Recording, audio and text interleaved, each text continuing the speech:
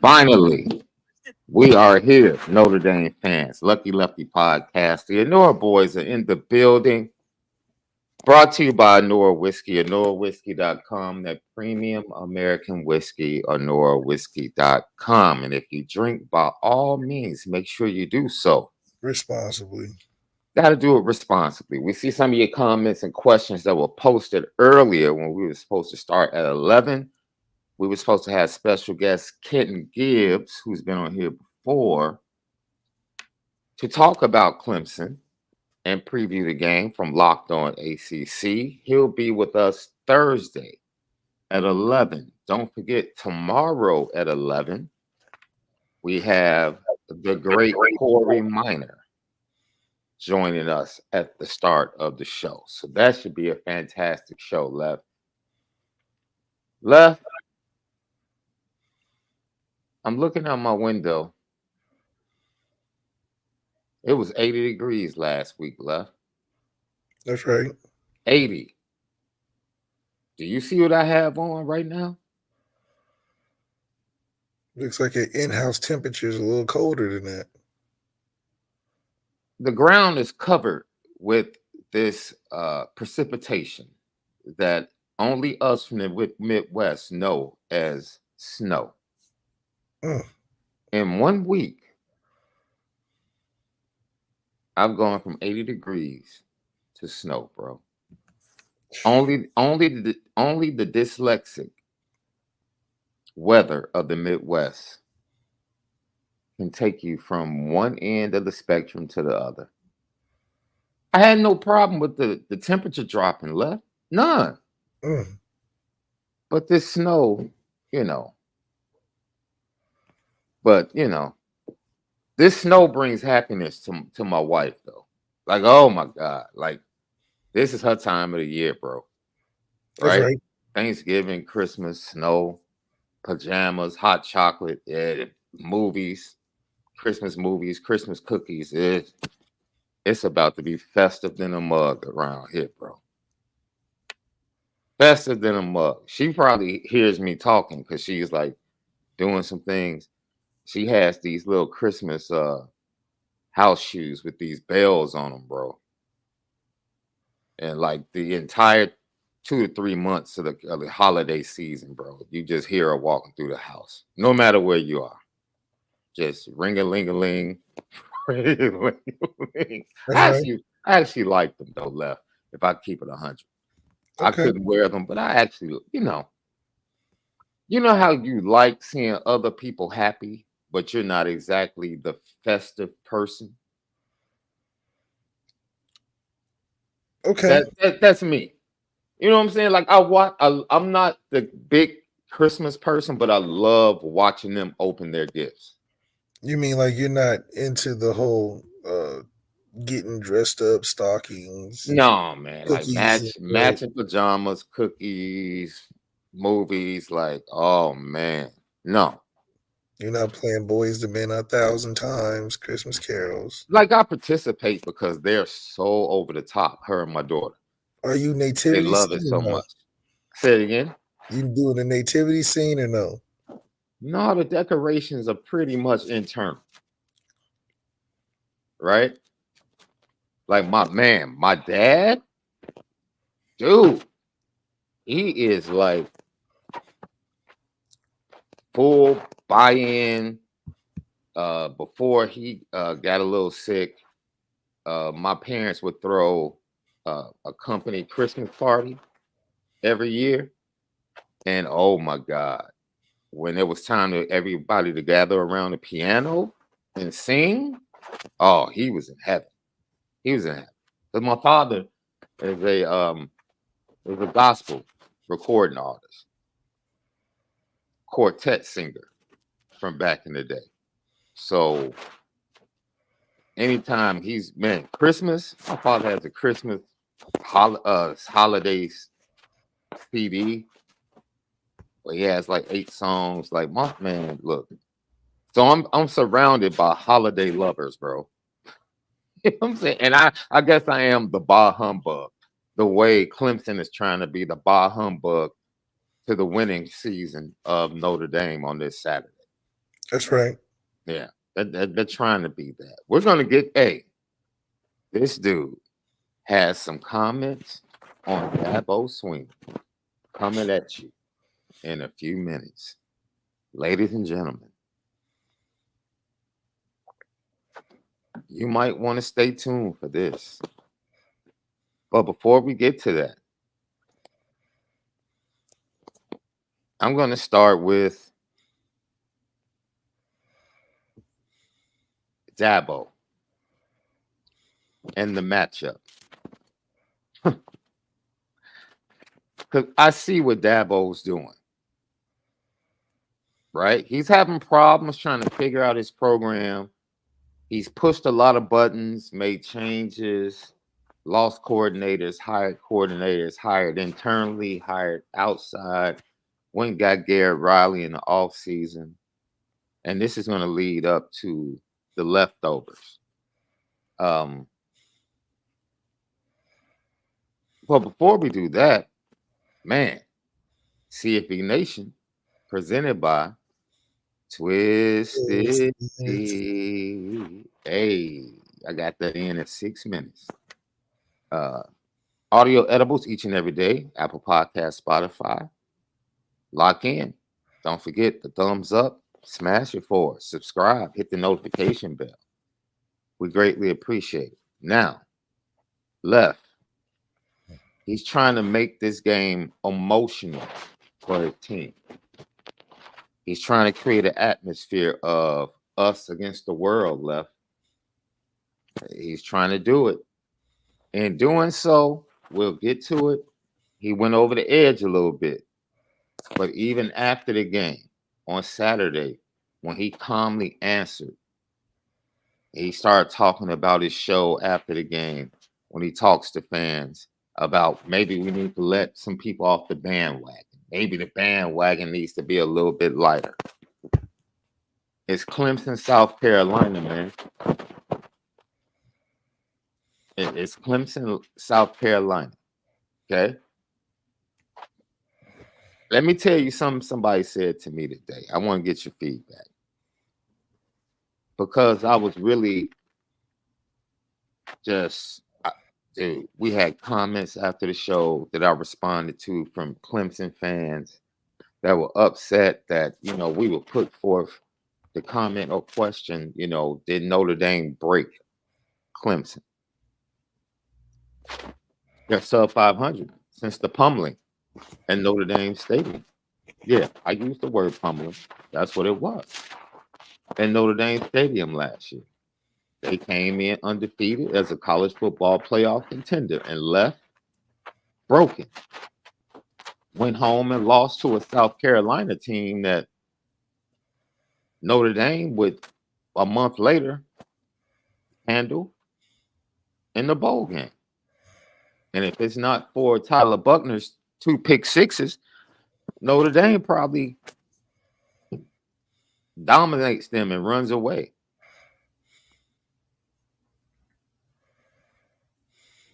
And we have fans, Notre Dame fans, actually say Clemson is not representative of their record. Left, I don't like when people say that. Notre Dame is representative of their record. They're a 2-loss team, which means, they weren't good enough to be an undefeated team. Whether it was mental mistakes, quarterback, wide receivers, injuries, whatever it was, Notre Dame is who they are right now. Clemson is 4-4. With losses to Duke, North Carolina State, Miami, and I forget who, and Florida State. That's who they are. They're not a good team. Their defensive line has been riddled with injuries. Their offensive line has been awful. Their quarterback has regressed. We're a Notre Dame podcast. Notre Dame fans, go listen to the Clemson podcast post-game. Just go find a Clemson podcast, and you will hear co-host saying that Cade Klubnik, however you pronounce his name, has regressed as a quarterback. They watch him every week. That's the home team for them. They echo the same sentiments. More than likely, they will be without their best player on offense because the best player isn't their quarterback. Best player is their running back, and he's close to 60% of the offense. Their wide receivers haven't been able to get off coverage. Offensive line can't protect. And they're having problems with development and coaching. They're 4-4. So we don't have to say, oh, they're dangerous. And if Notre Dame plays their game, Notre Dame will win this game. We said it going into Louisville. Heck, we said it going into Ohio State. The challenge is not the opponent. The challenge is Notre Dame and which team is going to show up early. Because they've been used to playing either prime time or 3:30 games. It's an early start. The last time it was an early start against North Carolina State, Notre Dame didn't start off too well. And once they got lathered up, they dominated North Carolina State. You know, the North Carolina State offense that struggles to put up points, struggles to get to 20, that put up 24 against Clemson. That team that just beat Clemson. So this is why I'm not a betting man, Left. Heck, any Saturday when teams take the field, I don't trust either team. I don't care who the favorite is. I don't trust the players, college or pro. I mean, it's more about trusting yourself, though. That either. I don't trust myself to make the right decision on people that I can't trust. There you go. It's all messed up. It's all bad. Yeah, I get that. It's all bad. So your thoughts on what some may consider a buzzsaw that Notre Dame could possibly be walking into in Death Valley on Saturday morning? Well, after having the 5-game stretch that we had, I don't see Clemson as any different to what we haven't experienced already. Mm-hmm.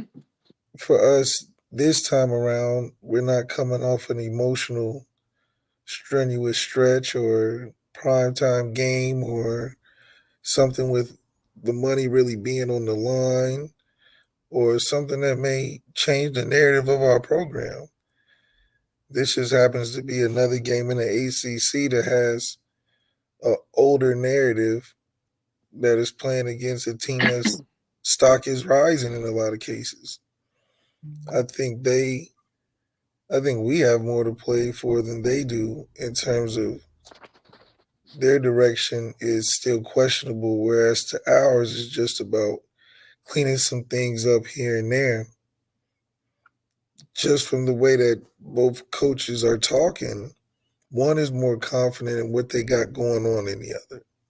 Mm-hmm. And so listening to Marcus Freeman, you know that it's a process that he's on his way of doing as opposed to Dabo explaining his resume as to why, this is trying to overlook a year like this or downplay the significance of what this year is. It's just the way football is, unfortunately.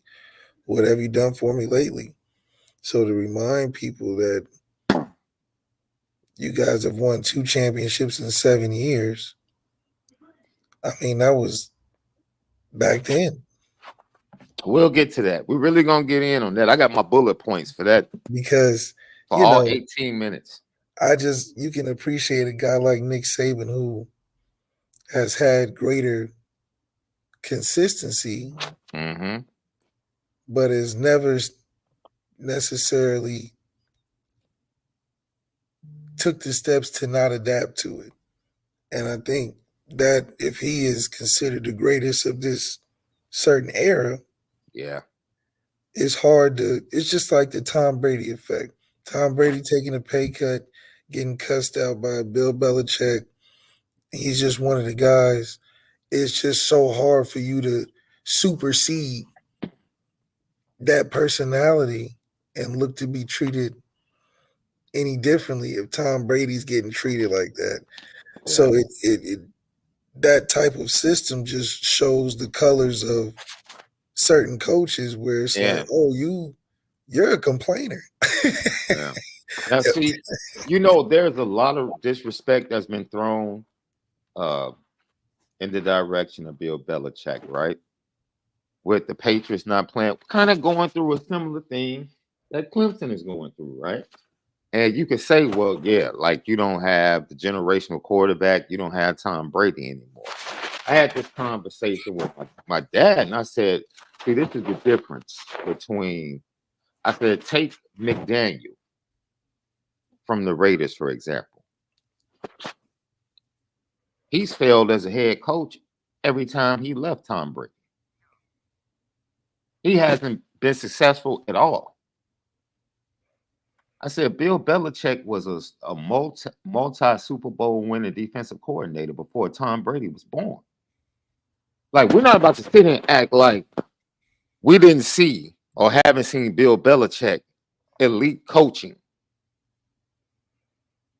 Like, that happened when he was successful at Cleveland and brought the Browns back as a coach. Like, he was a Super Bowl winning defensive coordinator twice with the Giants. Like, so we can have a discussion about who was more important, him or Tom, but you just can't sit there and say Bill Belichick is not an elite coach. You can't, because he has an entirely different career or resume that doesn't even include Tom Brady. The Tom Brady side, yeah, you can debate that all day. I'm not about to sit up here and fault anyone that falls on either side of that debate. However, Dabo doesn't have that in this instance. And there's really no one around in that Clemson program, in my opinion. Taj is around because Taj just got added to the coaching staff.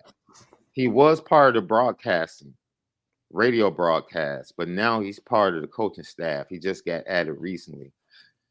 And what is it like, Left? Because you've been through a season like this in 2016, where you know you have talent.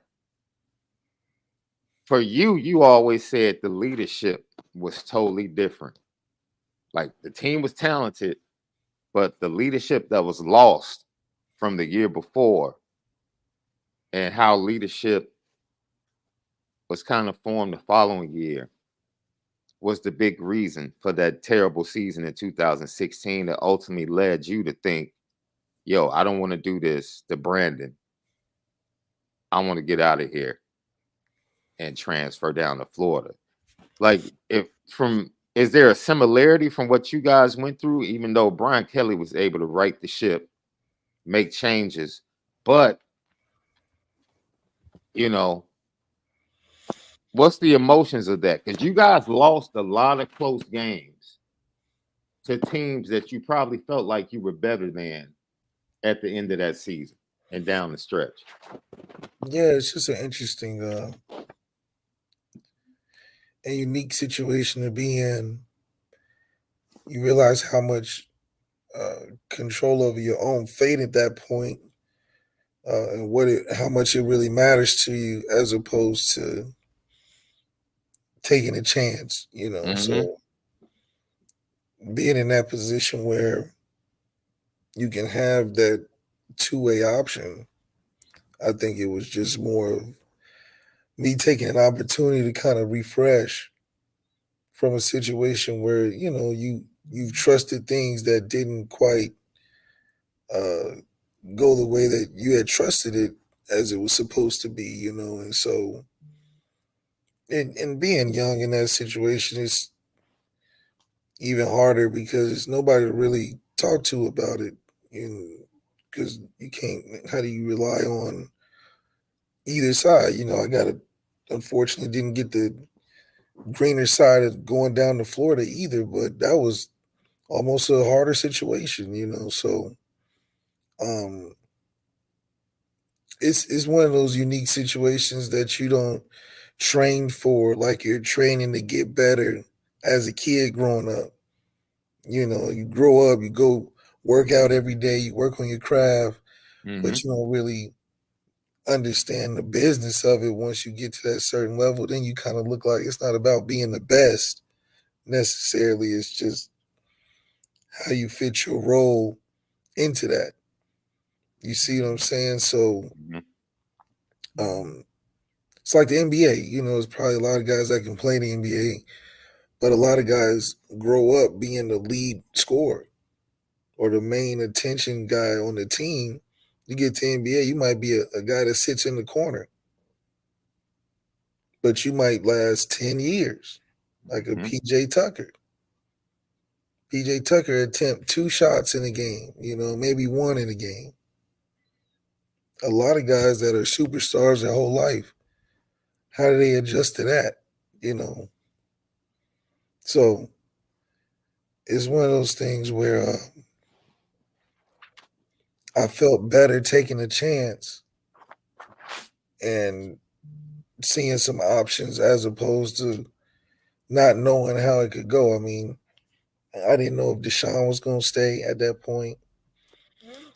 I didn't know, how the relationship with me and Coach Kelly was, after what transpired, because it was at a point where, okay, we're clearly not a playoff team. We're losing sub 500, losing the games that we're not supposed to lose, Mm-hmm. and he's still playing. At some point you would have thought, let's salvage the season after the third loss, because we lost like 2 or 3 in a row, and been like, okay, let's go this direction. It was a messed up from the start, considering we're supposed to be seeing the Texas game, how we're gonna go back and forth, and then we end up losing the game, and then you give a guy the starting role, and it just never looked back. So it was just, that was like the third strike for me, because the first time was, you know, Coach Kelly's preaching about what he wants from the offense, especially not turnovers.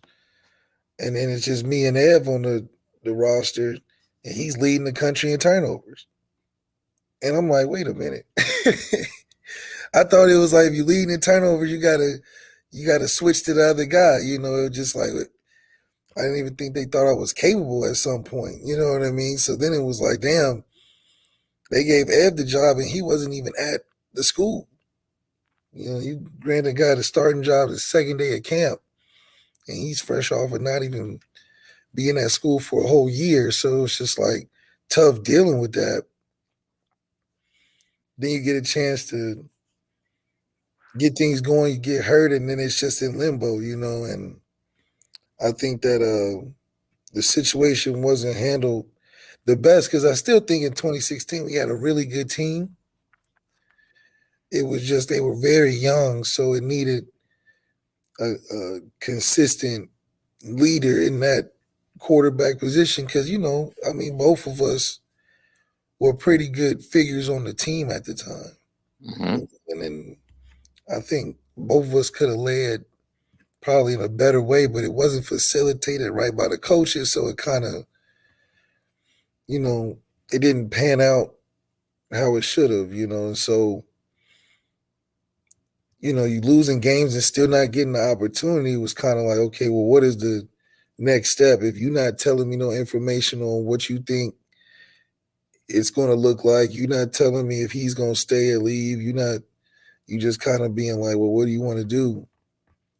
So, I think it worked out for itself just because I got to choose how I wanted to go about it, which made sense. You know, I was like, okay, instead of just not knowing, I'm gonna just decide for myself kind of thing. And then I felt better about after that because I mean, at least I chose it, you know, because, you know, at least I got an opportunity to feel in control of the situation. So I think it was good that I got that part out of it because then, you know, I could feel like it was more on myself than outside of just not getting that clear opportunity at that time. So, you know, having different options between, you know, Florida and a couple of other different schools, I thought it was pretty cool to see that part of the recruitment be a second chance kind of thing. Mm-hmm. So that was pretty awesome. And then if I would have stayed, it's just thinking that how the order was, you know, I always think it was a natural order that had to go. If you talk about quarterback development, doing it the right way, kind of structure, it was like, okay, if you're going to go with Ev get the 2 years, then you got Gunner in there. Gunner get about a year and a half, then I would be in there and then, you know, follow in line that way. I think that was just a way better structure. I forgot Gunner originally was in the room. Right. So, and then Gunner leaving was even better because then I would have had, the 2.5, 3 years. And then Deshaun would have been a redshirt sophomore, like my third year, you know what I mean? So it would have been great.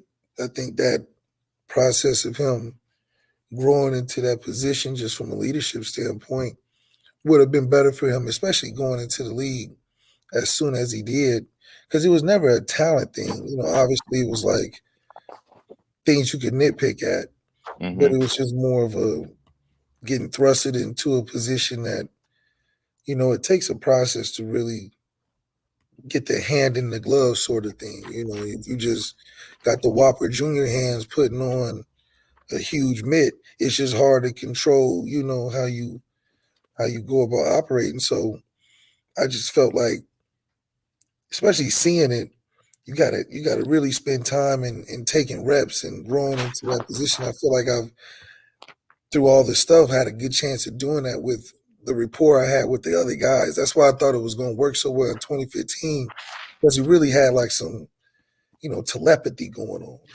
You know? It was working, you know, it worked. So, you know, it worked out how it did, but, you know, I just think that it's just a story in college football about kind of taking control of your own destiny. Now is different because you can transfer and all type of stuff. So I think that's a good positive out of it. So I would never vote against never not having that ability to just leave when you feel like you need to, you know. It is a challenge, right? A challenging road game. It's Clemson. It's depth out. It goes with the territory, right?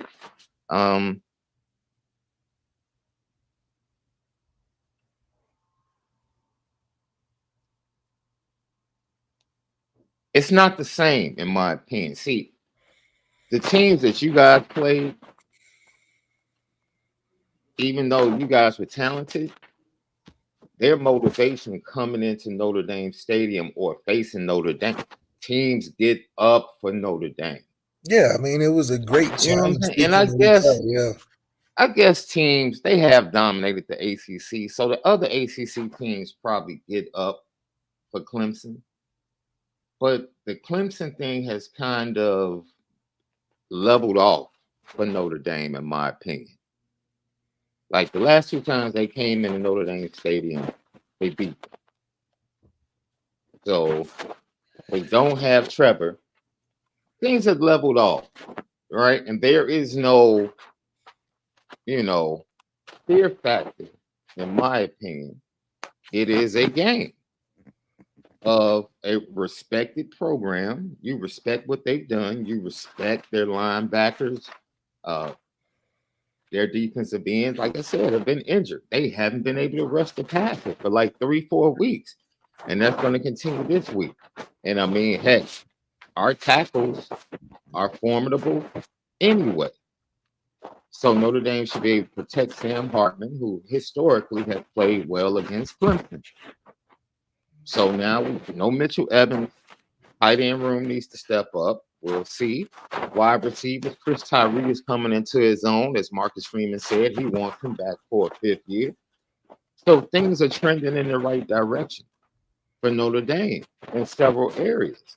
So as much as people might want to feel the pause for the cause, because it's Clemson and it's a road game, and you know that 1.5 point spread, Vegas is making a lot of money off Notre Dame this year. A lot of money, boy. They are getting a lot of people to put money on the other team. At the end of the day, if we're looking at this from a football standpoint, just forget everything else. Because, dude, Dabo Swinney is trying to turn this into, he's trying to muck it up. He's trying to make it a sloppy game, right? He's trying to get the fan base emotional. He's trying to get his team emotional. He wants his team to play with a chip on their shoulder. And it's all up, dude, as long as Notre Dame doesn't go in and add fuel to that fire with penalties, turnovers, drop passes, bad mistakes, blown assignments, and just all around just silly football that's not indicative of Notre Dame, that's what is going to fuel the fire. Get the atmosphere jacked up. Give confidence to a team that is lacking confidence right now. They're lacking confidence. I don't care how emotional they come into the game on Saturday. If you punch them in the mouth, it's a good chance that they can be broken. Heck, this is the same team you just broke November the 5th, 2022 in South Bend. And this team is not as talented as that team. So this is about Notre Dame. This is about Notre Dame going to that next level that you talked about, Left. And this might be a game where, no, don't simplify stuff. Don't simplify stuff. Have some stuff in the chamber that they haven't seen.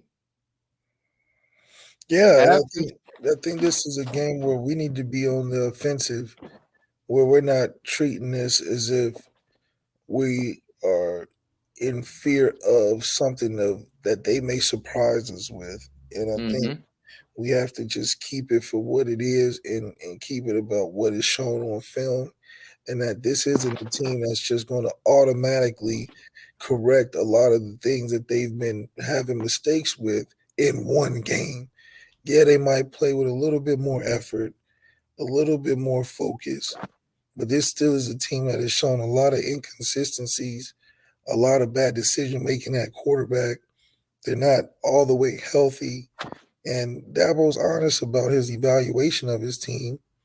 And we need to be honest about where we are and how we need to reflect on the things that we have going, which is totally in a different world than what Clemson is losing in my perspective.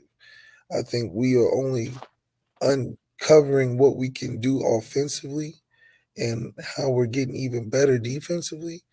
And I think that's what is making the storyline more important for what we need to focus on. Everything else, in terms of where we are and everything, I don't think should have a huge effect because this is a team that isn't a bigger game than what we've just went through. This is not even a night game. Yeah. The atmosphere is not about to be like top-notch Death Valley. So if we're not built by now, do they even take the buses around during the day? Like I've never watched. I haven't been in the early game in that situation, so it's one of those things to where we're not gonna let the moment overlook what this really means and what this really is for us. So I think it's going to be important that we come together and just have a game that we're expected to have. We're not looking at them no different than how we're looking at what we felt like we should have did to Louisville or what we felt like we should have did to North Carolina State. So it's just an opportunity for us to get a chance to dominate and then put at ease and more of what we know about ourselves. So This game is more about us than them. And like I said, there's nothing that they're just going to automatically, come and do that we just aren't going to be able to handle. They can't get off of man. They can't get open either. Outside of them losing their main threat on offense, their quarterback is already going through his own growth, and we're not a defense that is a base day one. If you got to start against anybody, start against their defense. It's probably the worst defense to go against, especially when you're looking on film and seeing that guys that are better than you having a hard time with it. So that's intimidating alone. You watching that USC film like, dang, he just won the Heisman, and I know I can't make that throw, and he barely got away with that one. And I'm watching, okay, Jack Plummer did some things, but I don't know if I can, so I think it is a good challenge more so for their offense than in ours. Yeah. We got all Jack's, man. We got answers. We just have to be able to actualize it on the field and call the right things if we want a chance to really just defeat the myth. It's one of those things where why we got to look in the mirror knowing we the bigger person every time.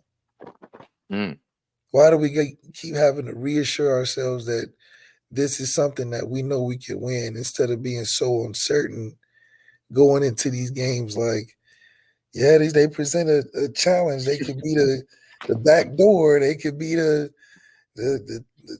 game that switches it all. Like, no, we're a good program. Mm-hmm. We didn't win the games that we felt like we were built to win to change the perspective this year. But that still doesn't mean we're a bad team. Hey, you know what it reminds me of, Left?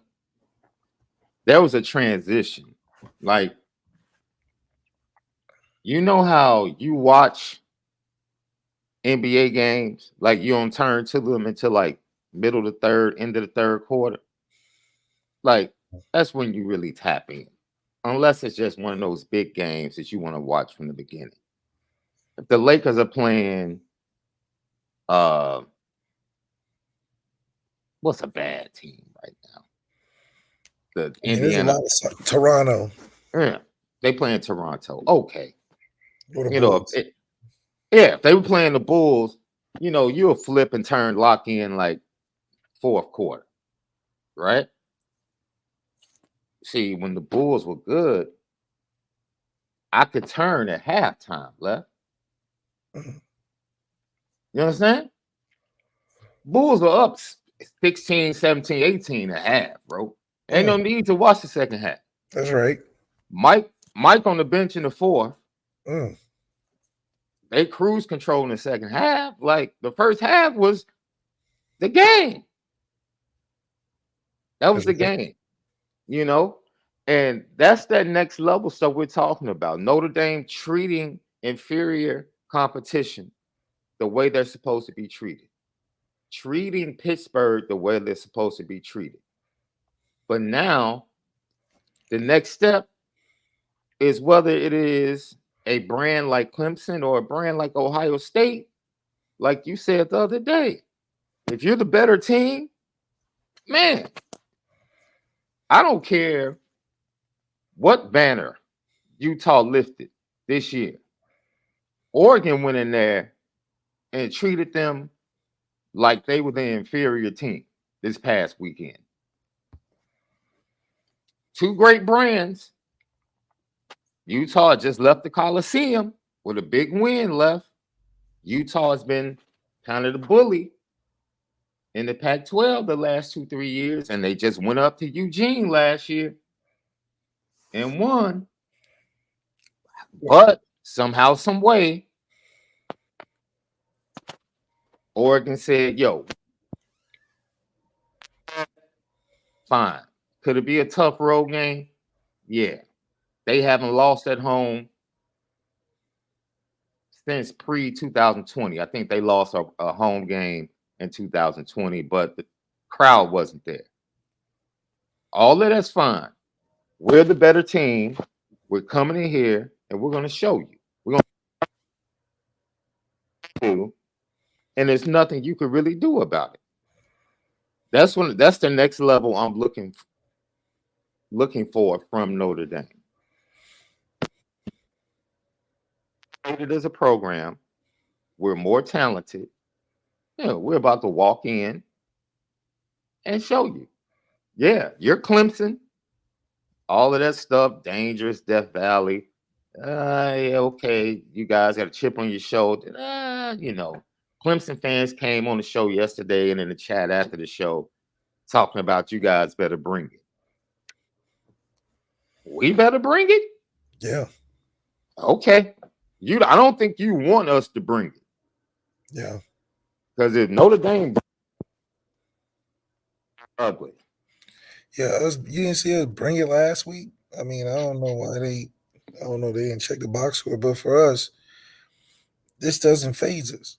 And Marcus Freeman, I think he sees the bigger picture. Like we were talking about yesterday, he was finding things to try to make this seem as if this was a game that was threatening to what he feels like this team can accomplish. And for us, we just got to pay attention to what their own coach is saying. He sounds like he's not even focused on the game this week, him approaching people that probably have nothing to do with the program internally. And so that obviously causes a distraction on what you really need to be all focused on going into this game this week, especially at home. So it will be interesting, I think, to see the response. Marcus Freeman, if anything, is challenged himself to have a repeated performance. Don't let him even think that this is something that is going to develop to be a series now that you're under the helm. You don't got Trevor no more.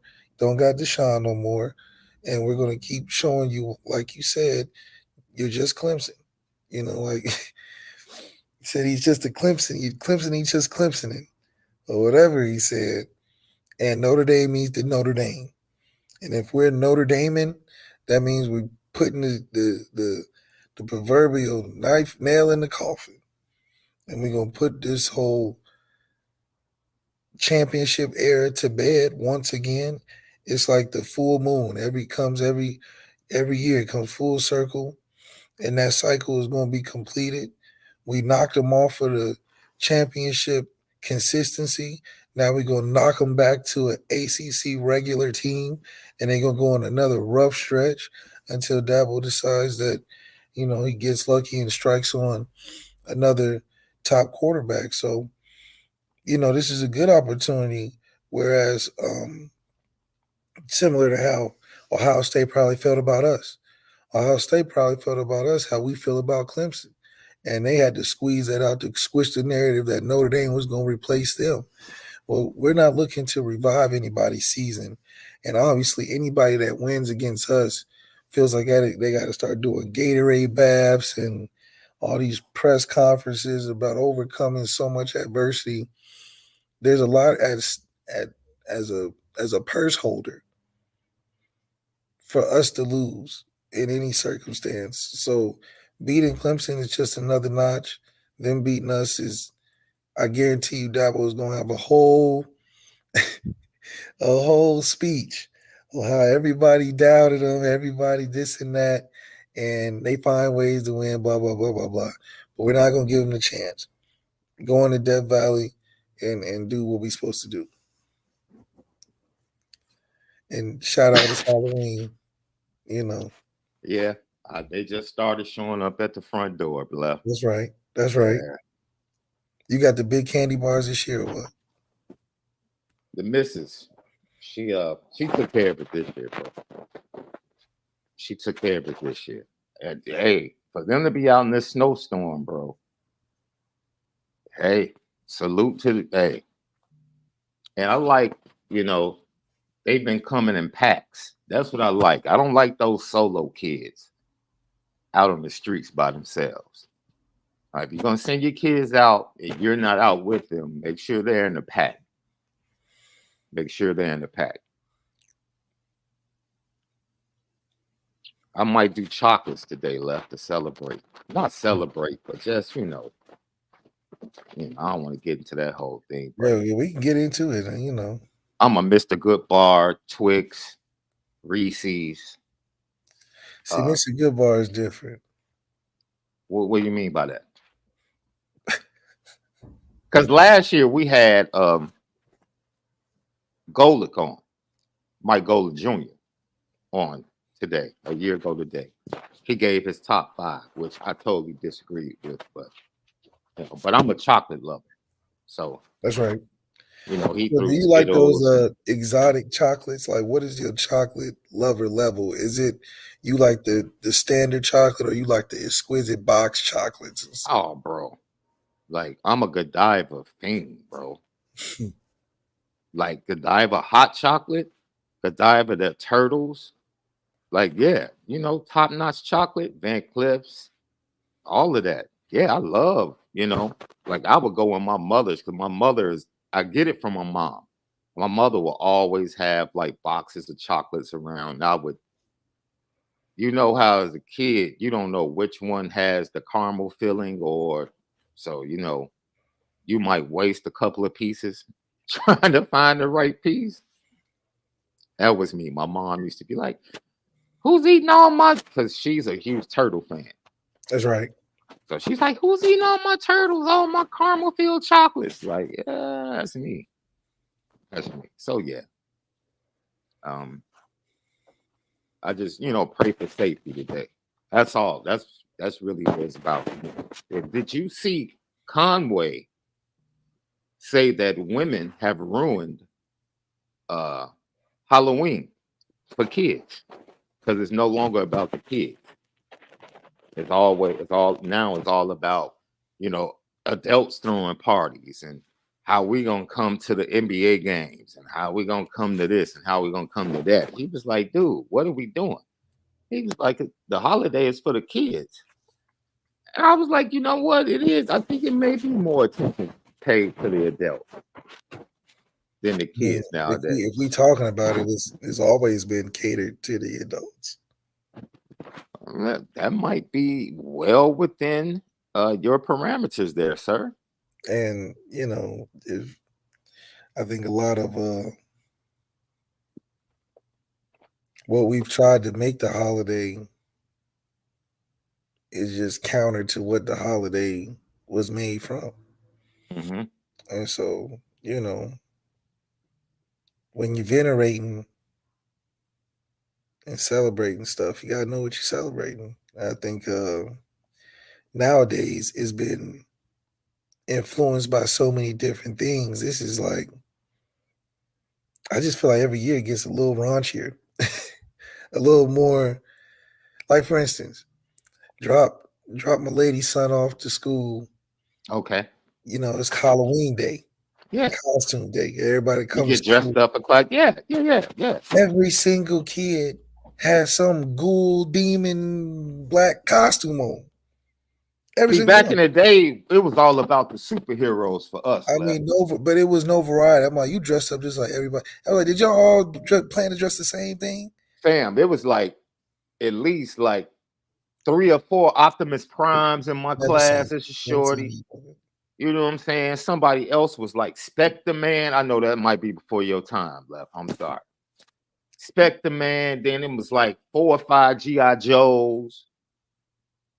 You know, that was pretty much Superman, Batman. You know, you always had the classics.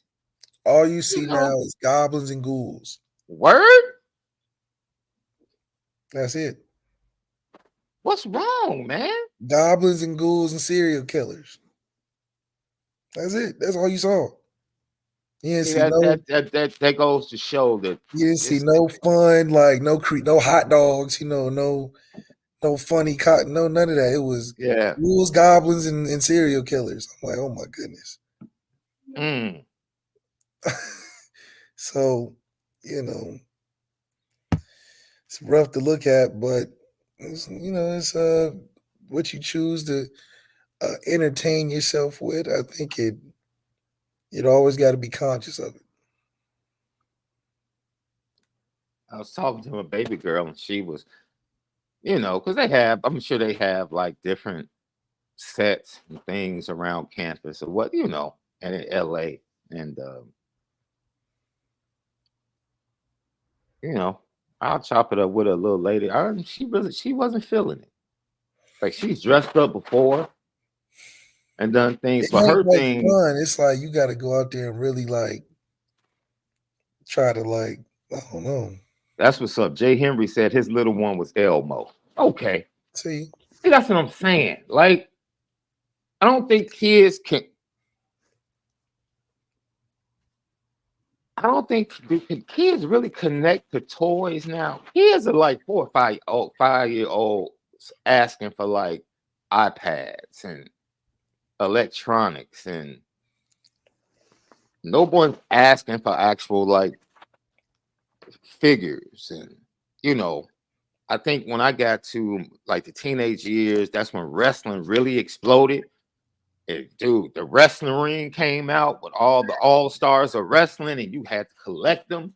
And man, we were jumping the bad fellas off the top rope. And man, we were dressing up as like Hulk Hogan and Randy Savage. And man, to hear that, you know, when you pulled up and that was the collective creativity of costumes is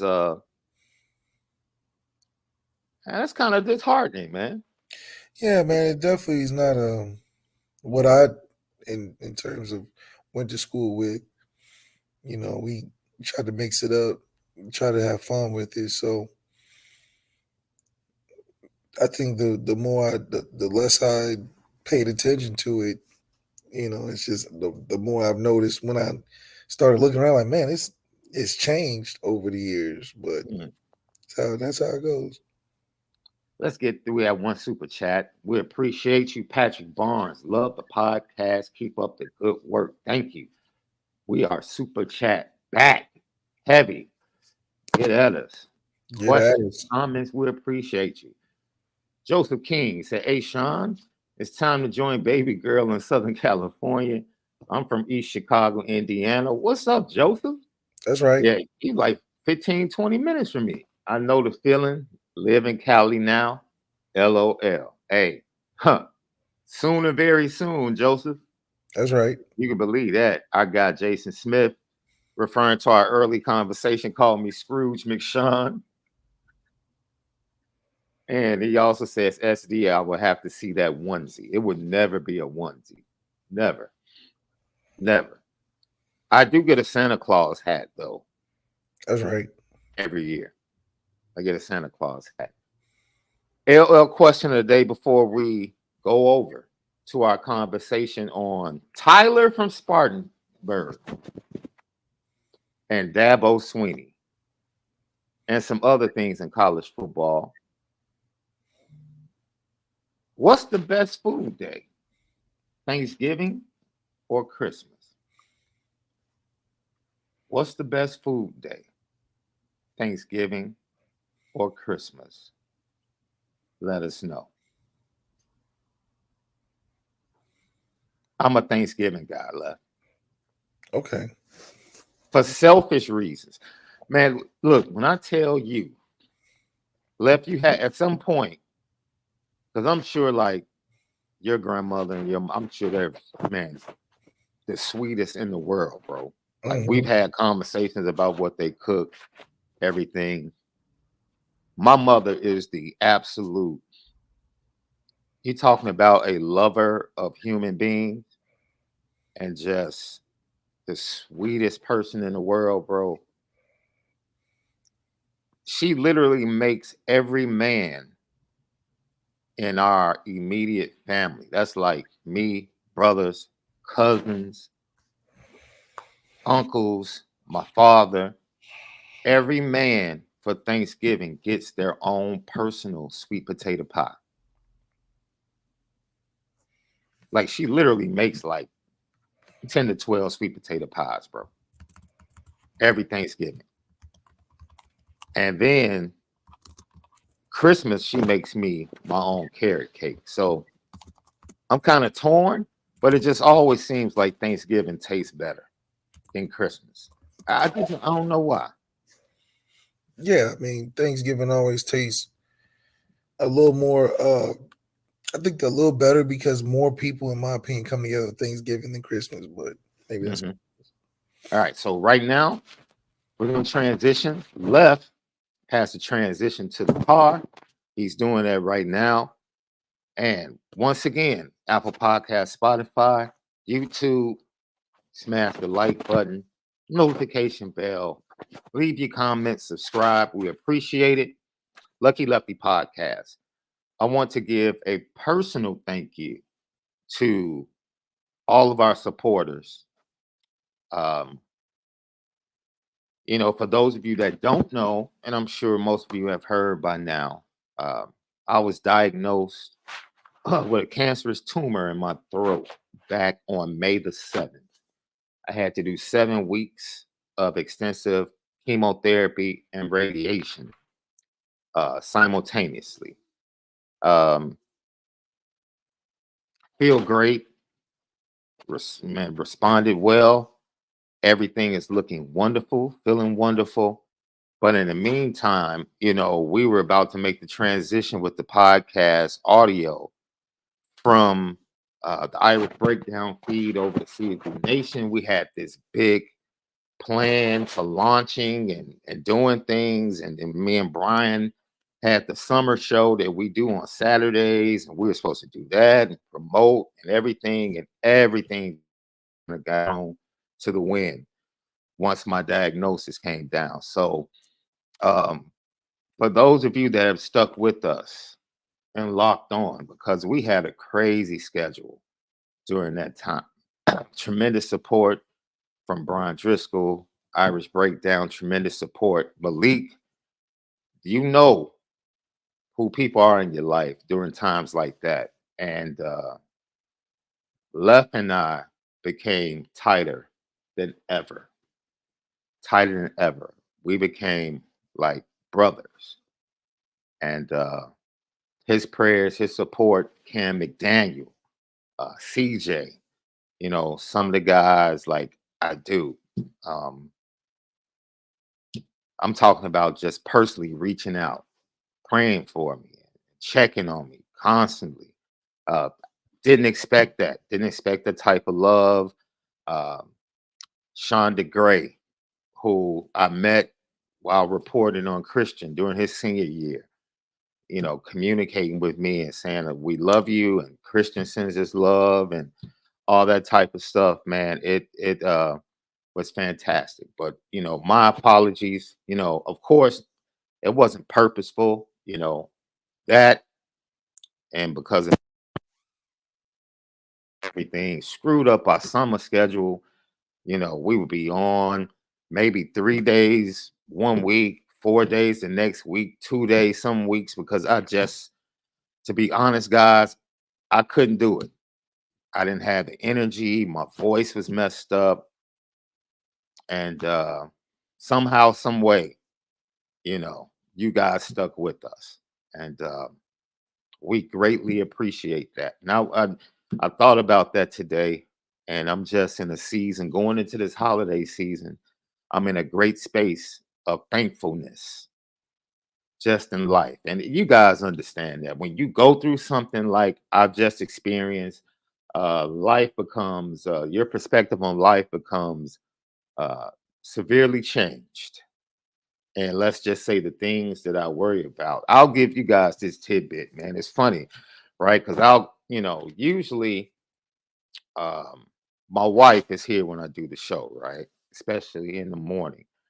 And sometimes when I'm done with the show, I'll walk upstairs and she'll say, "How was the show?" The majority of the time, right? But there are other times when I'll walk upstairs and she'll say, "Are you done screaming?" And I'll laugh because I get excited, about something in chat, something Malik and I are talking about, and she's always telling me, and this is going to lead right into Dabo Swinney. I hope Dabo Swinney has someone half as beautiful, amazing, supportive, real as Tiffany Davis, because she is constantly reminding me, like, You know, like, why are you always loud? Or why did you get loud today? And I'm like, that's just me. Like, yo, that's what I do when we talk sports. Like, you know me. Like when I'm with my dad, my brothers, my cousins on holidays, that's how we talk. And she's like, yeah, babe, but the fans don't know that that's you. They probably think that you're being mean. They don't know that that's just the culture you come from, you know, with your dad, with your brothers, and that's how you guys talk and debate and laugh, and you know, you guys can get loud with one another and like literally laugh with each other in the next 5 minutes, and they might not know that that's how you approach talking about things. And you know, even if you disagree, when the show is done, you're done with it. Like you're not upset. When and she's right. She's right. She's right. And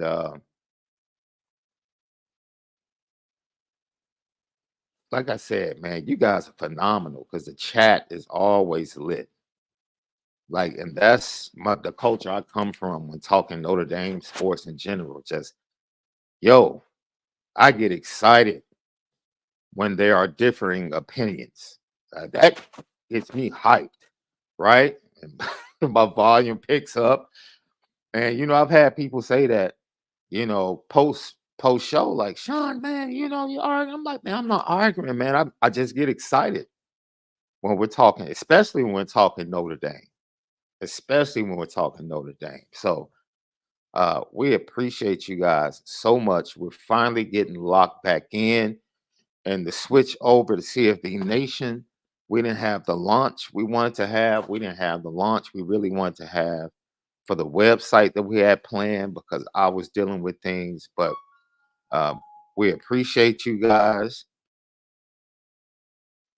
Uh, we support you guys, and we thank you for supporting us. God bless you. Eternal blessings and favor upon all of you, man. And I mean that from the bottom of my heart. From the time you guys found out, you guys have absolute best and continue to be the best. So Left is back, and we're going to transition over. So Lucky Lefty podcast. We spin it different. We'll be right back. Back on the Lucky Lefty podcast. Left, I didn't look because we're gonna get to it. I didn't even want to play the audio from what happened last night on Dabo Swinney's coach talk show with Tyler from Spartanburg. Didn't want to do it. No, man, it's not even worth it because we can just get into it, right? You no. You started off, Left. You started off because you know what you said to me last night. I was like, yeah, I'm gonna have to let you roll. First of all, CFE Nation presented by Twit it's it T. That's right. So go ahead, Left. You're just your overall thoughts and the things that you said. Well, I just thought it was real interesting. It was a couple things. One is just the fact that, he felt like from where he is as a coach, knowing all the things that he's been keeping it God-like professional with, to Mm-hmm. to to have a rant like he did with the guy from Spartanburg, it really just kind of counter opposite of what you was preaching about God, image, and likeness. That Mm-hmm. wasn't a very godly thing in my opinion, feel like you needed to express, because anytime a person has to explain their own resume, Your mic level drop, Left. anytime you have to explain your own resume, I just think it hurts the whole identity of what are you really doing it for. If this was about God, image, and likeness, you don't have to explain your resume because God knows it. God understands the effort that you've put in, and that no other opinion matters other than God. You don't have to over explain and over talk and demean Tyler from Spartanburg. And I think a lot of it too is that Tyler from Spartanburg had very fair questions. Football, unfortunately, is what have you done for me lately, so you don't have the luxury to just rely on, counter success, previous successes, just because the fan base doesn't understand how that calculates to a 4-4 season right now.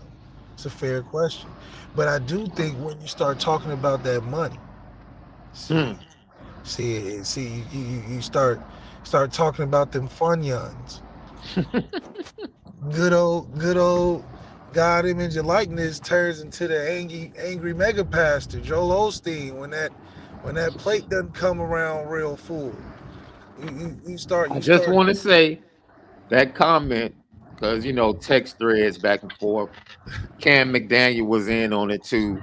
That's right. And that's Cam McDaniel was like, yo, he sounds like the upset mega church pastor that doesn't like his message being questioned or something. Yeah, but like where they ask, well, what do you do with all that money that you get? Right. How did you think you really need that nice Gulfstream jet that you fly around with, delivering the word of God with the nice Rolex? And once you start talking about those pockets, I think it hit a nerve for him as well, because now that expectation of 11.5 million, that's not paying for 7 years of having 2 championships. That's not paying for that. Yeah.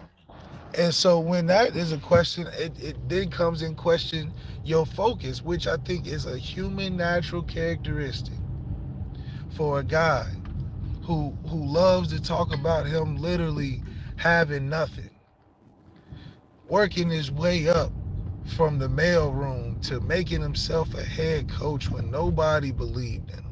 Yeah. And now he's making $11.5 million a year. Raised 3 great sons. Because that apparently has anything to do with this 4-4 season. But we need to know you raised 3 great sons with a wife. Mm-hmm. That $11.5 million can make anybody lose a little bit of tenacity. Mm-hmm. It's okay. It's okay. I'm sure when Patrick Mahomes signed that $500 million contract, yeah, he's still talented. Yeah, he's going to play. Yeah, he's going to go hard. But at the back of his mind, he's got to think like, man, if I just X, Y, and Z. Yeah. What are they going to say? And so for a guy like Dabo to be doing it 15 years, finally he's getting that payday that he rightfully so. Rightfully deserves. You have worked your way and nobody can question that. However, you have to keep playing. It's one thing if you wanted to tap out. Yeah, tap out right now, you good. We will talk about your success for the rest of your life. Mm-hmm. But you decide to keep playing. What happens in basketball? You going down the lane, you make a nice move, and everybody oohing and eyeing, and you get fouled, and you miss the shot.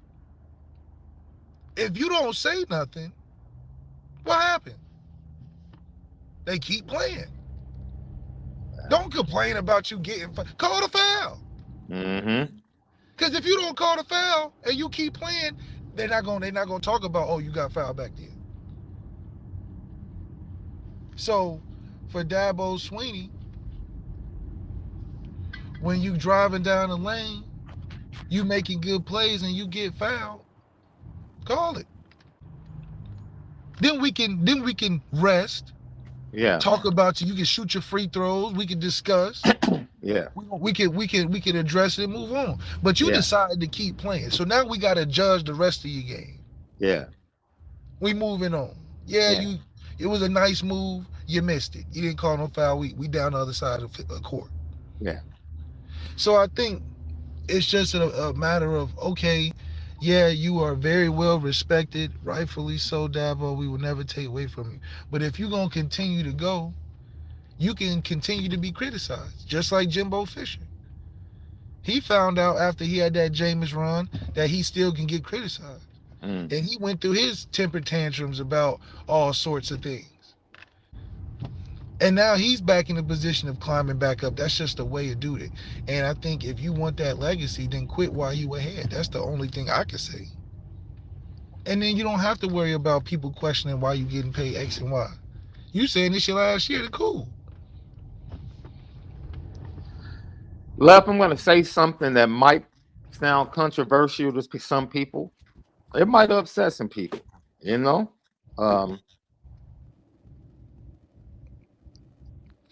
I told you who my mother is, right? That's right. What type of person she is. Left, I was raised to be a good person and to love others before I ever had my own relationship with God. That's right. Now, once I got a relationship, it magnified, it strengthened what my parents had put in me to the core. That's right. And we said yesterday, see, this is how the enemy works, Left. As soon as you throw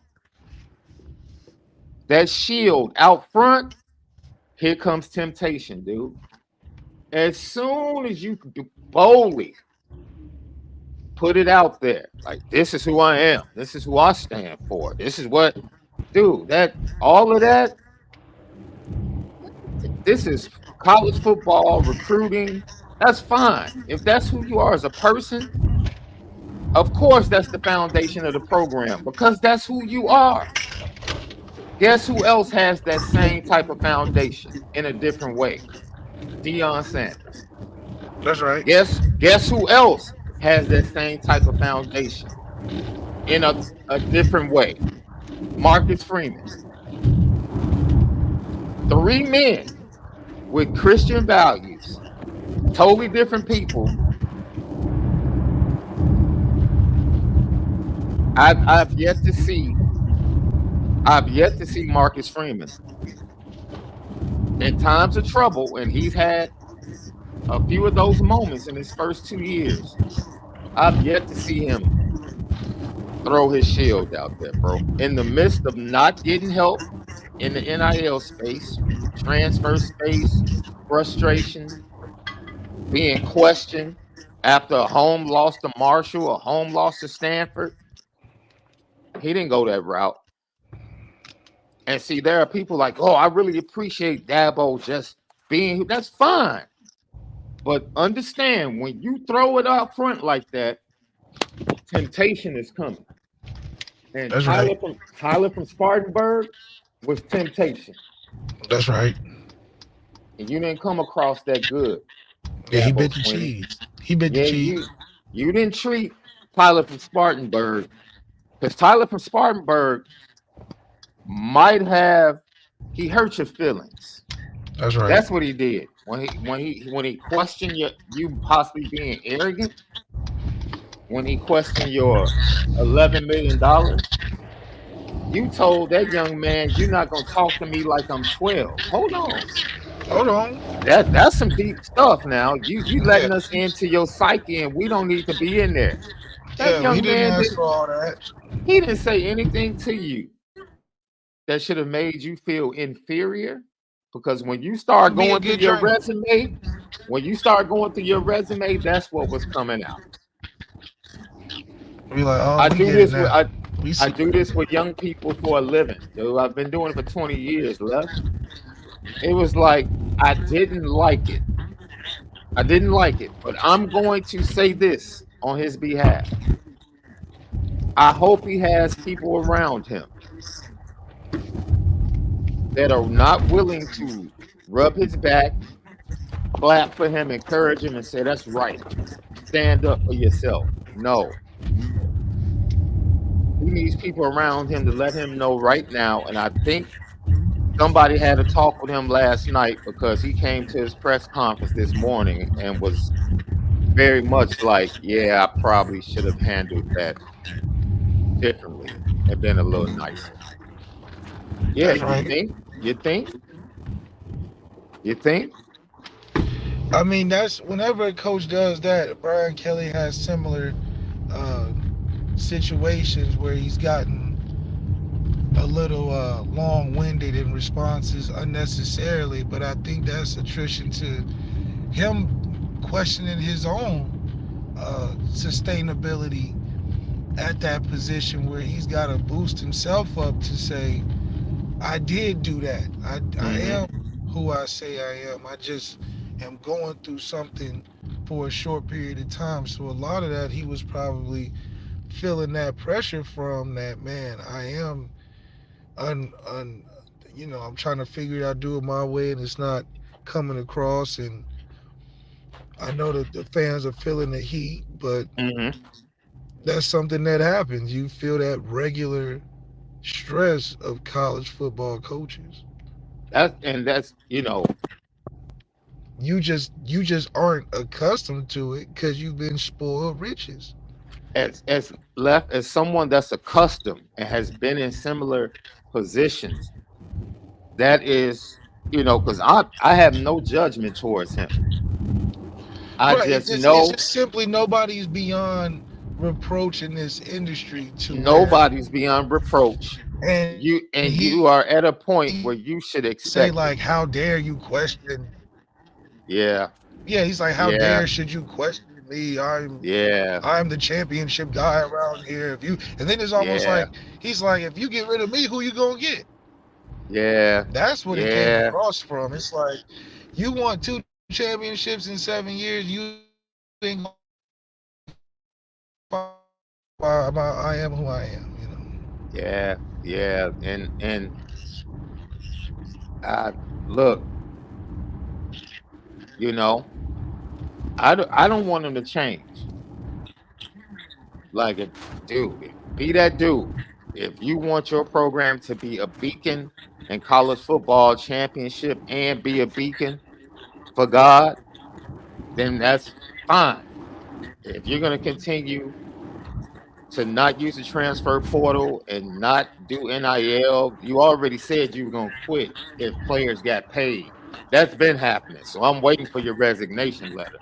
You keep collecting that $11 million I see. You That's made right. that statement. Remember, the day players get paid, I'm quitting. I'm retiring and I'm gonna go do something else. Okay. The time is ticking. You kind of coaching like you might be wanting to leave. That's what it That's sounds like. cool. But you have to be ready to handle the business of college football.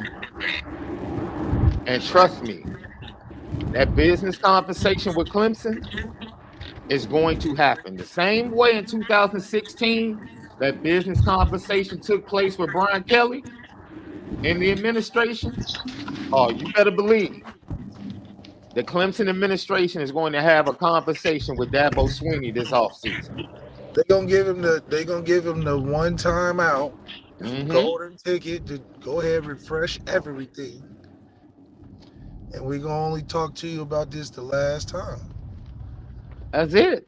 This your last little whatever. We gonna look past all of it. We gonna Yeah.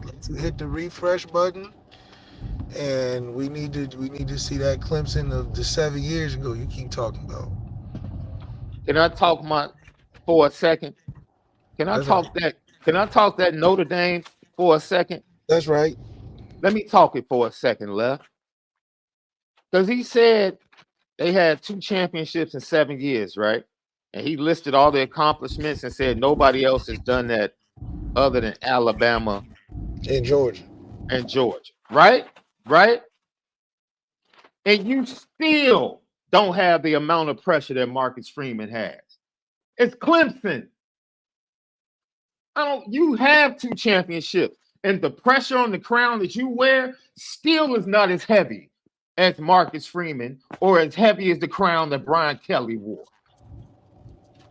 The Clemson head football coach crown is nowhere near what the head coach at Notre Dame. Are you kidding me? It's like Tyler from Spartanburg is lightweight.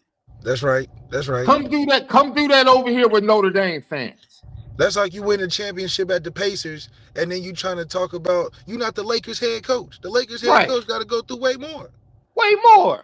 So what? You won a couple championships at the Pacers. You treating it like it's the Lakers. It's not the Lakers. You at a market where they're grateful. You brought the championships to South Carolina. Nobody thinking about that in the grand scheme of things.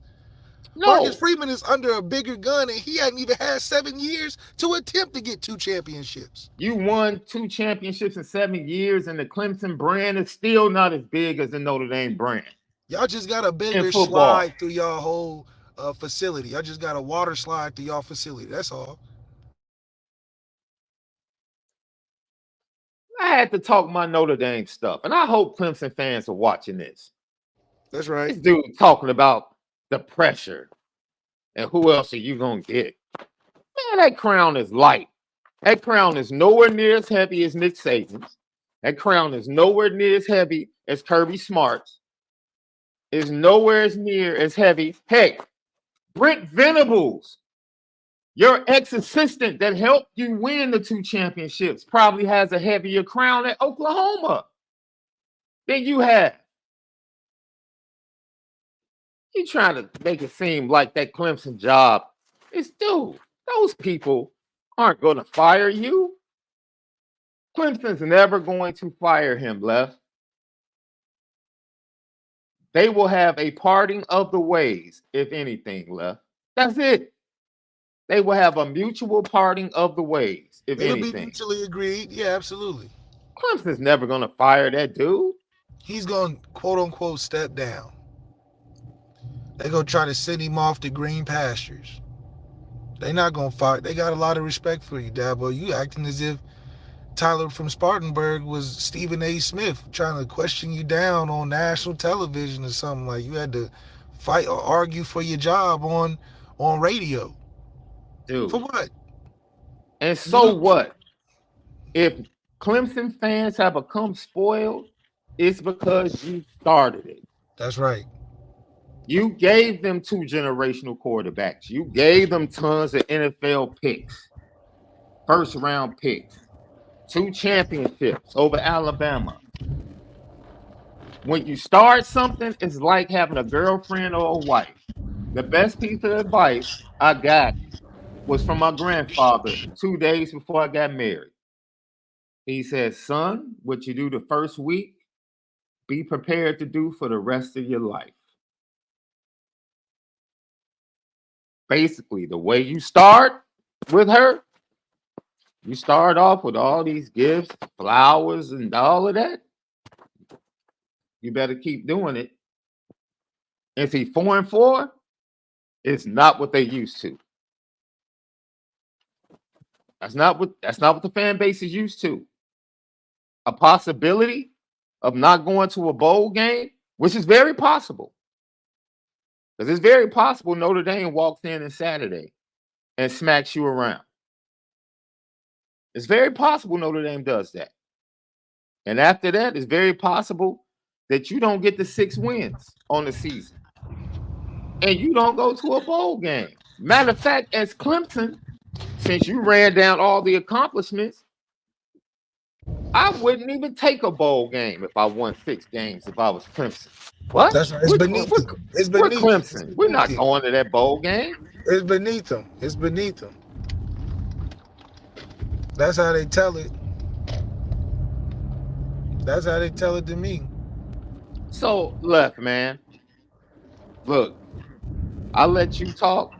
I wanted to get to that whole how heavy the crown is and how much pressure in the position. Like, man, please. You might have the 7th or 8th most pressurized head coach position in all of college football. Relax. That's right. That's right. And that's with 2 national championships. Relax. Relax. Brian Kelly probably has more pressure than you at LSU. Absolutely. I guarantee you, he hasn't won it all, but as much money, as much oil money that has poured into that Texas A&M program over the last 5 years, I guarantee you, Jimbo Fisher is under a lot of pressure. It's like, come on, man. Yeah, and I mean it just goes. It just is one of those things where your pressure is not any more greater or even as great as some of the other pressures in college football at that head coaching spot. You just, as an individual, feel as though this type of pressure shouldn't be placed on a person that's, in your opinion, going through a rough patch. But to others, they're saying this is a downward trend.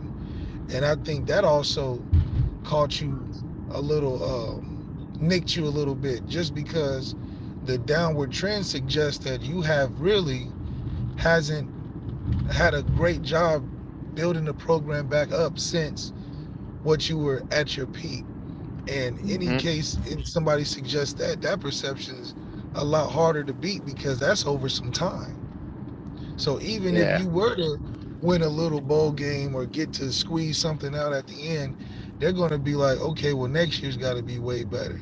And next year's got to be better than that. And for where you are, that's just something that you haven't had in a while. yeah, And for Notre Dame, it's something that we deal with constantly. How many coaching constantly. change? How many injuries? How many coaching changes? How many schedule differences? Left, We, we finally get as a fan base and a program, we finally get an opportunity to exhale. We don't have to be perfect starting next year. we don't. Which We is a don't. we will feel more 35 normal. years of having to be perfect for it to happen. We Now don't we don't have have to that. be perfect. We don't have to. We're just trying to get in the dance. That's it. Totally different feeling. The perspective changes so much. We can at least enjoy being Notre Dame fans. At least enjoy going to the games. We just know we need to win a certain quota. We That's can it. have the whole traditional field of games. We can still have prime time games, and we know that when it's time to lock in, it's time to lock in. That's what we're shooting for, which, in my opinion, buys Marcus Freeman whole identity and what he's trying to build in the program. It makes it better because now you building up to something. You can see results. You can see progress. Are we going to the first round, second round? Are we making it to the championship? How are we developing guys? How's the transfer portal? I think that lessons, because now you feel more confident that through playing games, you don't have to have ready-made guys, and they can develop through the season. So you're not maybe possibly taking a Ben Joseph, and you would let a Xavier Watts try safety a little earlier, or you would Yeah. try to move a Clarence Lewis to safety instead of get a Ben Joseph, or you would have tried to develop Deion Cosley instead of get Ben Skoranek for a year. So that way, these regular season games for Jaden Grayhouse, he may even be included in some more game plans. Just because we're trying to get ourselves ready to tough out a long season where we're going to need his depth at some point. Rico Flores, I think, was forced to grow a little faster because of the need to win Mm. on this regular season pace that we were on. So yeah, it's good that Rico got a chance to be there, but it's not like he's a number one receiver because he's just outright the best receiver in the country. You see what I'm saying? So I think Yeah. for a guy like Jared Parker, it saves him a little bit of time to find his true offense, and he can take some cracks at some different things because the the the the primary thing that's the focus is getting into the postseason. And that playoff system, I think, will prove better for Notre Dame in the long run, Yeah. and also allow us to probably garner a better schedule to foster some, obviously, more moves to be made in the landscape of college football. See, I have two. Because, like I said, my heart really went out to Dabo because I felt him come coming out of character. You know how you start to cringe for somebody left? Yeah, I'm listening to the and I'm like, oh, I'm like, and I'm because of who he always claims to be, I already knew what the reaction was gonna be, it was right? unraveling. He was and unraveling. he was unraveling, and I'm cringing for him, and I feel horrible for him. And remember, at the end of the show yesterday, what did I tell you? I said I'm gonna pray for him because I already knew what was headed that way. I That's already right. knew I already knew the temptation was headed that way. So my advice to him, and pretty much to everybody, man, is like when times get hard, that's when you search for more peace. That's when you search for more patience, man. When times got hard for Joe, it was his patience that got him through, Left.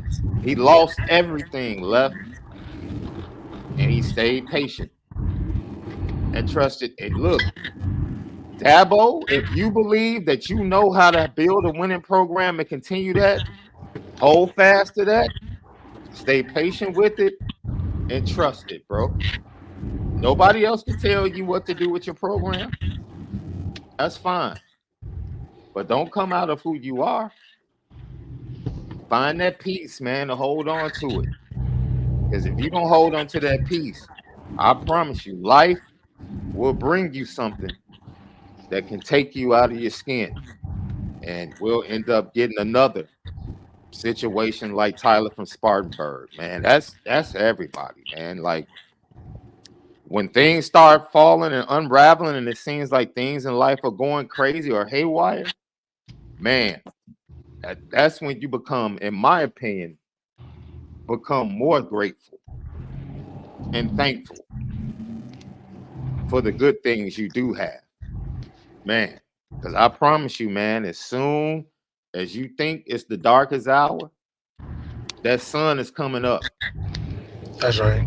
Another day is coming, man. Another opportunity to change things is coming, man. And That's right. that's what keeps Notre Dame fans coming back, right? Like, yo, hey, we can't win it this year, but hey, next year we can win it with Angeli. We can win it with Minchie. We can, hey, the schedule is light. We get into the playoffs. We got a good chance to win a championship. You darn right. It's another day. And I It's do another think that season. that focuses on the quality of coach we have at Marcus Freeman. And you can appreciate the recruiting jumps that we've made and the mistakes that we've corrected and the Mm-hmm. direction that we've headed and a lot of aspects of the program that you overlook because we Yeah. lose to a Stanford. And it You seems overlook. like he's one of those coaches. I'm sorry, Lev, and you can continue. He seems like one of those coaches that tries to find a piece. You know what I'm saying, for his program in the midst of like when things are kind of going haywire. He tries to find that for his players in his program. He definitely latches on to the right message and during the transition of how things take place, especially when you consider the fact that he's done and had to, in my opinion, deal with more as a first year head coach in just the two off seasons that he's had Mm-hmm.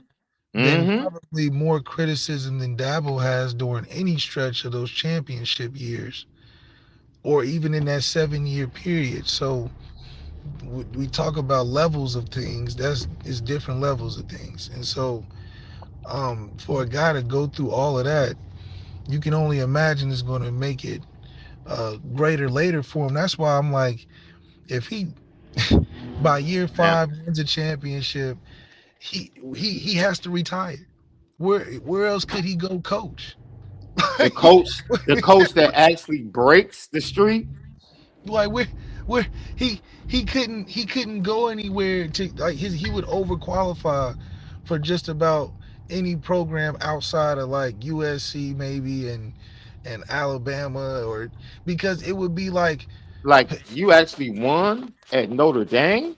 you won at Notre Dame when Oh all heck, these you actually go give him a $4 million recruiting budget. What do you think he's gonna do? yeah he would have to go somewhere amazing. So there goes Michigan State flashing across my mind again. But Well, they have already packaged up. Uh, they've made an offer to Urban. That's oh, already out there. Yeah, well they shoot, Urban you know. is considering, and there's been communication. And let me tell you something, boy. If Jim Harbaugh survives this scandal and Urban ends up in Michigan State, that guy Ryan Day is gonna be sweating, bro. Oh yeah. Ryan Day is gonna be sweating. I'm telling you now, and James Franklin, both of them. It's about to get real tight. Because Michigan State already got the attitude. They already got Urban. They already got the Urban identity. They got the money. If you were hearing that they were willing to give Marcus 10, I can only imagine what they laying out for Urban. Oh yeah. So I do think that it's one of those things where Marcus Freeman is good for Notre Dame is getting prepared to face, and that's a 2-season schedule where recruiting is going to matter, the type of coach you are is going to matter, and I think we'll see just how good Marcus Freeman can be once he has the pressure of having to be perfect, literally, off of the table initially. I think he would get more credit for his longevity and being able to get to the playoffs consecutively, as opposed to losing these games to Marshall and Stanford become less of a thing, you know. I mean, obviously it's going to be something to be remembered, but if he's making the playoffs every year, he's getting the top recruiting like he's been getting close to. I find it hard for the fan base not to get behind that and see that we got the right guy, you know, to be at this point of college football. And our fan subscriber John Collins said, you know, Marcus Freeman is going to take us to the promised land, no doubt about that. You know what's interesting about that? Brian Kelly was the absolute right coach at the right time for Notre Dame. I believe that 100%, Left. 100%. You could argue that. But you know who Brian Kelly is? He's Moses. Moses was the right person at the right time to be found in the water by Pharaoh's daughter, brought into the palace, learn the ways of the palace, to grow up with Pharaoh's son, who would be the next Pharaoh, have a relationship. Perfect time. And eventually Moses led everybody to freedom. Unfortunately, Moses wasn't the right person to lead them into the promised land, even though he led them to freedom. Brian Kelly brought Notre Dame out of a tough time. But Marcus Freeman is going to be the one that takes them over into the promised land. You know you're going to get eaten up on the message boards. Brian Kelly, who, me? Yeah, they're going to be like calling him Moses now. Yeah, you know, just in the story. I'm just relating it to the story because Moses, because of things of his own, was not allowed to enter in. He was just allowed to see it. That's right. Brian Kelly might have seen it, right? He got to the college football playoff. The one that's going to actually allow Notre Dame and his fan base to enter in, if you will, in my opinion, is going to be Marcus Freeman. So I'm just agreeing with what John Collins said when he mentioned the promised land. I just use that, you know, to kind of connect the dots to everybody. That's all. That's good. That's all I was doing, Left. I was inspired by John's comment there. That's all. That's right. I was just inspired. Just inspired. Lucky Lefty podcast. What's bubbling in your spirit, Left, for this Notre Dame offense? It's Tuesday. It's collaborative time for the Notre Dame coaches. What's bubbling? You trying to like run right at Clemson again this year? Well, I think that's something that they're going to probably have as the starting point of building their game plan off of. Is knowing that they can and they can always run the football so far that we've had this season. So that's going to be the starting point. But it's interesting that, you know, with this game, I do think it's a game that Sam needs to be a heavy factor in. And a lot of the reason is because that's a big turning point when we feel like we have an advantage of is that position. And if the other position is that much uh, more of a different level than the guy we got, our guy has to show the reason why. And we think that Sam is a better quarterback, but he has to show why on Saturday. And it's one of those early games, you know, he's been in plenty of them. He Mm-hmm. needs to be able to be the leader in this game and start fast and not feel like he can take a back seat and allow everybody to play in early. It's just one of those games he's got to be extra fired up to lead this team and start fast, get a lead early, because this is not a game that you want a team like this to hang around where Cade Klubnik can feel like it's garbage time so he can try a bunch of empty calorie stuff, and now he finds himself getting hot, and now we got a game late.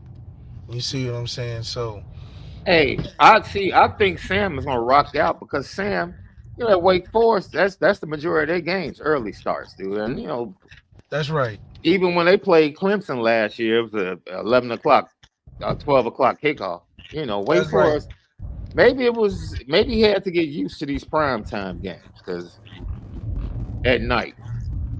That's right. And Sam Hartman needs to be able to just understand that. I don't think this is, especially closing out, getting close to the end of the season, you know, it's almost as if you've passively been here. I'm Mm-hmm. still waiting on that Sam Hartman moment to say Marcus Freeman nailed it with a grad transfer QB and it solved our problems. I don't know if you feel like you've had a moment during Sam's time where he's shown you that this was the best move we could have made, or this move would have made a different outcome in this season, that something Tyler Buckner probably wouldn't be able to do. I think that uh, I do believe in his talent. I'm just saying the moments haven't been there as if what I probably wanted, you know. And I don't know if that's a harsh take or just a take that maybe I'm not seeing the moments, but maybe there's moments that are out there. Well, in order for the Notre Dame fan base to be predicting Heisman, you have to have Heisman moments, correct? That's right. So that's basically all you're saying, Left. You're not being harsh. You know, you just expected more moments. Yeah, and I mean the Sam Hartman moment of what, running for 4th and 16 That is the against biggest moment of the year. Duke, a Duke basketball team. I mean, what is Duke doing now? So I'm just, you know, it's ironic that your best highlight isn't you throwing the football. Wow. Hey, wow. You put And it we like got rid that. of the guy that can run. Hey, you know what time it is.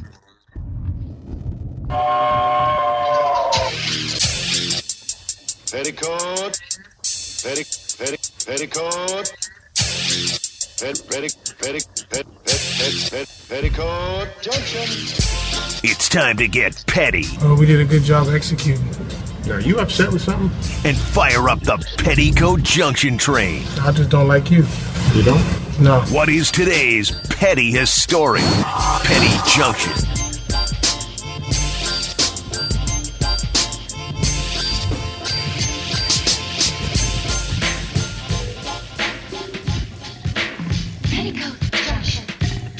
Petty Junction, pettiest story of the day, brought to you by Onora Whiskey, OnoraWhiskey.com, the premium American whiskey, OnoraWhiskey.com. It is Halloween, and in the Halloween mood, the Chicago Bears decide to give away another second round pick for the second straight year. Last year, they traded at the deadline for Chase Claypool for a second rounder, lost pick. This year, they trade for Montez Sweat, who's the 48th ranked pass rusher, according to PFF, for a second-round pick. And unless he signs a long-term deal, it'll be another lost second-round pick. So they're just in the mood of giving, I guess. Since it's Halloween, man. Ryan, I'm ready to clean house. Left, I was begging for Justin Fields to be traded today. I just wanted the young man to get out of here. Just get him out of here. Man, stop punishing him. They're gonna set him up, man. Bears fans all excited. We got a pass rusher. I said your quarterback is still Tyson Bagent, man. What are you talking about?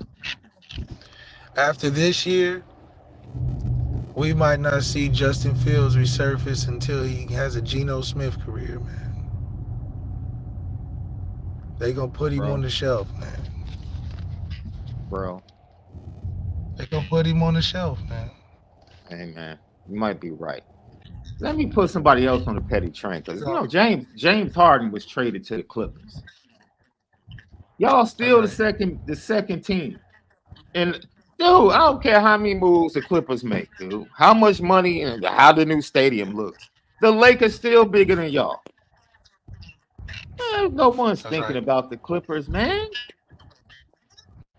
And any thought of a championship, you just killed that with the acquisition of James Harden.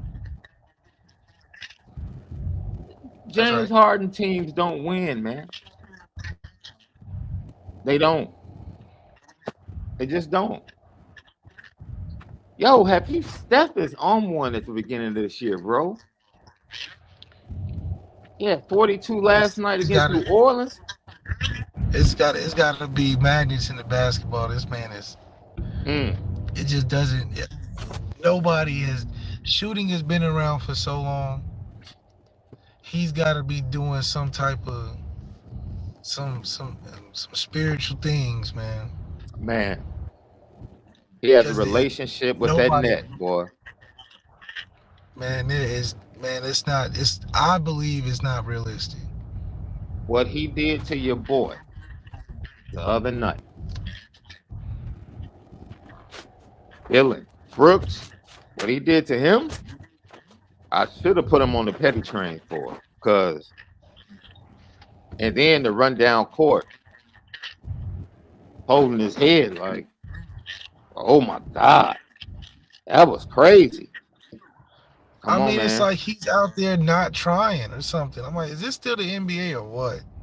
Bro. I mean, he's too good, so. He really is, man. And it's crazy to be in a league where he's that good and still not the best player. Who, in your mind, changed college football like Steph? Is there anybody that changed the game of college football like Steph? I was going to say Lamar Jackson, but then the game started opening it up. Was it Johnny Manziel? But Johnny Manziel was the one that forced Nick Saban to be like, okay, I need to change my defense. Honestly, I think it was Tua. I think it was Tua that changed the game because, okay, here we go. This is my theory. I believe Tua changed the game because of a couple reasons. Right? Can you hear me? Oh, hold on. I gotta get this out. I hear you. Can you hear me? Yeah. Okay, I gotta get this out. I believe Tua changed the game because one was where he was at Alabama. Alabama was the best college football program at that time. Now, Alabama's way of winning and the success they had winning offensively had always been built off of the running backs, and that was the judgment of how good your football team was at that time was through the running backs, because that's Alabama won the championships that way. But it also tied to the quarterback, where the way Alabama was winning was waning because it was obvious that passing was having more impact on their defense. So when Tua, and why he changed the game was because, one, he was young. He was a true freshman. So for the greatest coach, quote unquote, of this era to have the confidence in playing a true freshman over at that time where a winning quarterback is not getting replaced. That didn't happen. It wasn't until a winning quarterback got replaced. I'm talking about on Jalen Hurts level. At the best school in the country, where Nick Saban could have easily been like, no, we're just gonna ride it out. We taking it for what it is. We don't know anything about Tua. He trusted the entire program on two true freshmen. Two true freshmen. Because after that loss, people would have had so much stuff to talk about Alabama being old school. Two true freshmen he trusted with his whole program, and it was that left-handed quarterback whose intangible wasn't running. That wasn't what made him the athlete that was better than Jalen Hurts, who at the time was the prototype.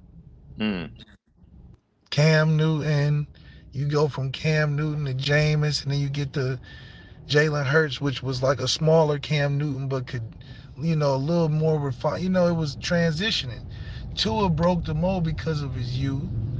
You replace a starter at the best school in the country, and then you win a championship. That's a play that you'll remember forever. You'll a play remember forever. You started the whole Alabama room and what it was anyway. Because remember, they had Blake Sims before. But they didn't get the championship one. You see, after that Ohio State loss, there was a lot of speculation about how they're going to transition. So Tua changed the game because of what became of Alabama shortly after.